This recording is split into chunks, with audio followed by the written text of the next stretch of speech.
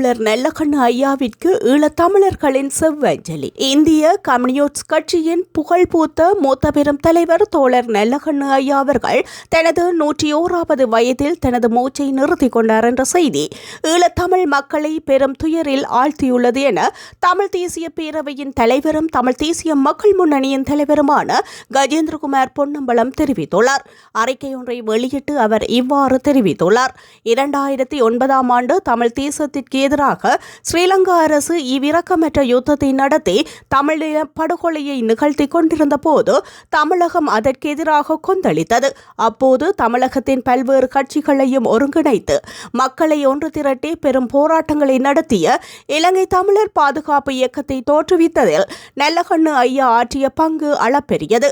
அது மட்டுமல்லாது ஹைதராபாத்தில் இந்திய கம்யூனிஸ்ட் கட்சியின் அகில இந்திய மாநாடு நடைபெற்ற போது ஈழத்தமிழர்களுக்கு ஆதரவாக தீர்மானம் நிறைவேற்றியதில் முன்னின்று உழைத்த பெருமகனாவார். நல்லகண்ணு ஐயாவை நாம் இன்று கனத்த இதயத்துடன் நினைவிற்கொள்கின்றோம். அரசியல் அடக்குமுறைகளுக்கும் பெரும் பண்ணையாளர்களின் குடியானவர்கள் மீதான ஒடுக்குமுறைகளுக்கும் சாதிய தீண்டாமைகளுக்கும் எதிராக எண்ணற்ற பெரும் போராட்டங்களை முன்னின்று நடத்தியமைக்காக 7 ஆண்டு காலம் கொடும் சிறைவாசம் அனுபவித்தவர். சிறைவாசம் அவரது கொள்கை உறுதியை மேலும் படம் போட்டு காட்டியது. விடுதலையான பின்பு முன்பை விட சமத்துவம் சமுதாயம் காண்பதற்கு வேகமாயும் தீவிரமாகவும் அவர் களப்பணியாற்றியதை உலக தமிழர்கள் என்றும் நினைவிற்கொள்வார்கள். இந்திய கம்யூனிஸ்ட் கட்சியின் மாநில செயலாளராக ஒருவர் 2 முறை மட்டுமே பொறுப்பு வகிக்க முடியும்.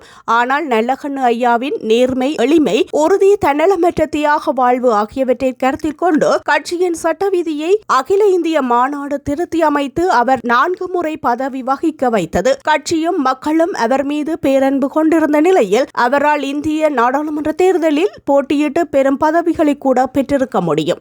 ஆனால் பதவிகளையும் பெற்றிட விரும்பாத பெருந்தகையாளராக வாழ்ந்து மறைந்துள்ளார். இந்திய மக்களை மாத்திரமல்லாது ஈழத்தமிழர்களையும் நெஞ்சிருத்தி வாழ்நாள் பூராகவும் செஞ்சூரியனாக ஒளிர்ந்த நல்லகண்ணு ஐயாவிற்கு தமிழ் தேசிய பேரவையினராகிய நாம் ஈழத்தமிழ் மக்களின் சார்பில் எமது செவ்வஞ்சலியை சிறந்தாழ்த்தி தெரிவித்துக் கொள்கின்றோம் என தெரிவித்துள்ளார்.